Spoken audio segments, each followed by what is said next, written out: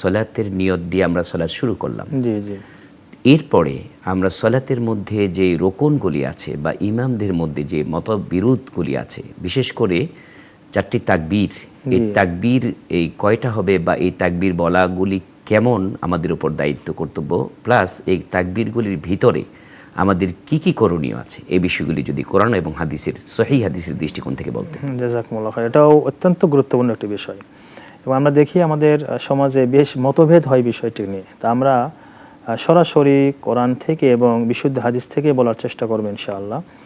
এবং আমরা ভাইদেরকে বোনদেরকে আমরা অনুরোধ রাখবো যে আপনারা দলিল ভিত্তিক বিষয়গুলো মানার চেষ্টা করবেন।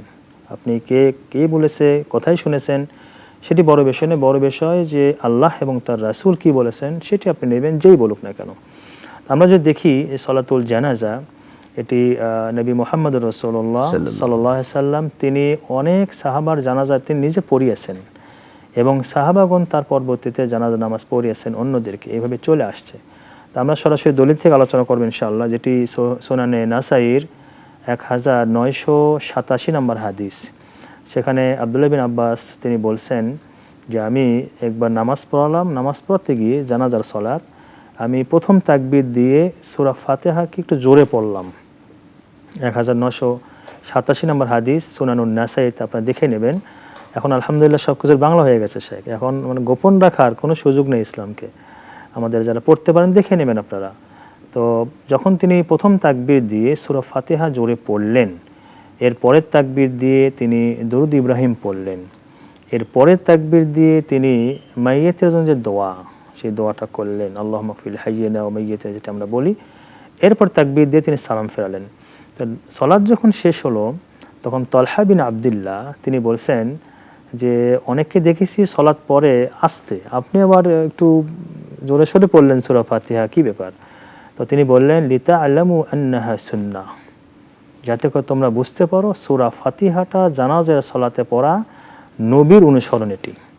এটা হয়তো আমাদের অনেকেই মনে করে সুন্নাহ দ্বারা শুধু নিছক একটি বিধান, পড়াটা সুন্নাহ এটা মনে করা হয়, কিন্তু এই পড়াটা যে রাসূল করিম সাল্লাল্লাহু আলাইহি সাল্লামের নিয়মিত আমল ছিল, এটি সুন্নাহ বলতে হালকাভাবে নেওয়ার কোনো সুযোগ নেই।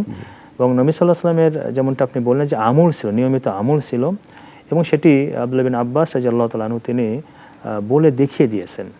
আমরা যদি হাদিস থেকে দেখি জানাজা সালাতটা 4 তাকবীর হবে এবং প্রথম তাকবীরের পরে, যেটা আমাদের দেশেও আমরা অনেক সময় দেখি যে প্রথম তাকবীর দিয়ে আগে সানা পড়া হয়।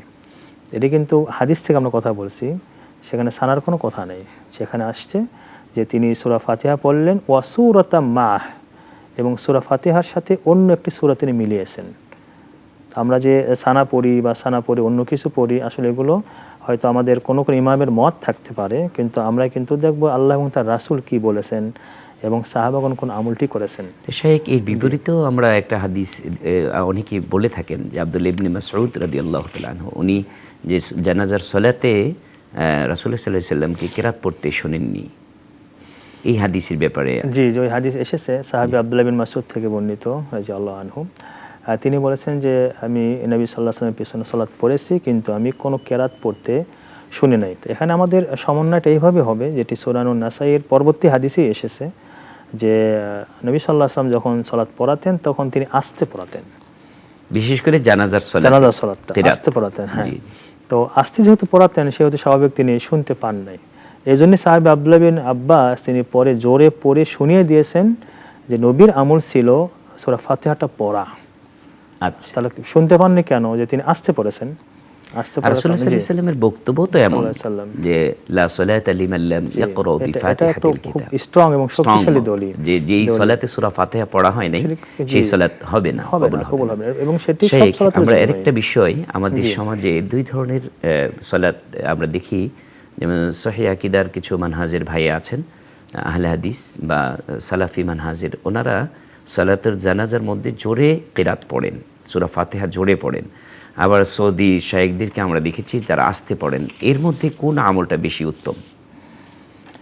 আমরা যেটি সরাসরি হাদিস থেকে বলি সেটি হলো দুটি আমলই মানে সুন্নাহ দ্বারা প্রমাণিত। একটি হলো নবী সাল্লাল্লাহু আলাইহি সাল্লাম নিজে করেছেন, অপরটি হলো সাহাবাদের আমল রয়েছে, যেটা আমরা বললাম সাহাবী আব্দুল্লাহ বিন আব্বাস থেকে বর্ণিত। তো তো আপনি মানে একদম বিশুদ্ধ করতে চাইলে সেটি হলো নবী সাল্লাল্লাহু আলাইহি ওয়াসাল্লাম আমল, সেটা ধীরে পড়া, আস্তে পড়া, আস্তে পড়া, আস্তে পড়া। কিন্তু শেখানোর জন্য যদি এরকম হয় যে আম জনতা এই বিষয়টা ক্লিয়ার না যে এখানে সূরা ফাতিহা পড়বে কি পড়বে না বা কি পড়া হচ্ছে এই বিষয়গুলি তাদের জানা নেই, তখন তো জোরে পড়াটা উত্তম হবে। জোরে পড়াটা উত্তম, তখন স্থান কাল পাত্র ভেদে তখন জোরে পড়া উত্তম হবে, যেভাবে সাহাবী তিনি এটা করেছেন। জি।